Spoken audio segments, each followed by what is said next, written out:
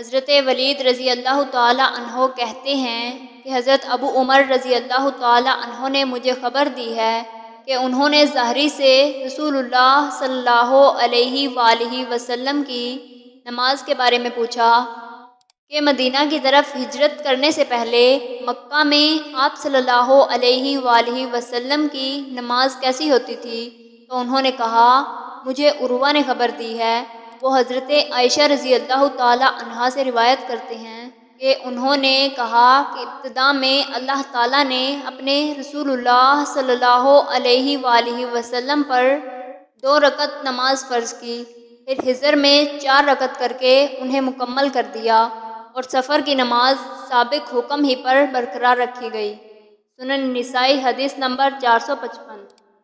حضرت عقبہ بن عامر رضی اللہ تعالی عنہ کہتے ہیں کہ ایک مرتبہ جب ایک غزوہ میں رسول اللہ صلی اللہ علیہ وآلہ وسلم کی اونٹنی کی نکیل پکڑے آگے آگے چل رہا تھا، تو اس وقت آپ صلی اللہ علیہ وآلہ وسلم نے فرمایا، اے عقبہ کہو میں آپ کی طرف متوجہ ہوا۔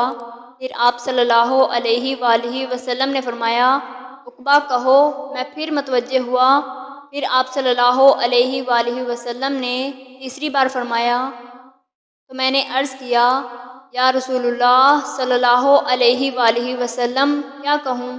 آپ صلی اللہ علیہ وآلہ وسلم نے فرمایا، قل ہو اللہ احد کہو۔ پھر پوری سورت پڑھی، اس کے بعد قل اعوذ برب الفلق پڑھی۔ میں نے بھی آپ صلی اللہ علیہ وآلہ وسلم کے ساتھ پڑھی۔ پھر آپ صلی اللہ علیہ وآلہ وسلم نے قل اعوذ برب الناس پڑھی، پوری سورت پڑھی، اور میں نے بھی آپ صلی اللہ علیہ وآلہ وسلم کے ساتھ پڑھی، اور فرمایا ان جیسی کسی اور چیز کے ذریعے کسی نے پناہ نہیں مانگی۔ سنن نسائی حدیث نمبر 5432۔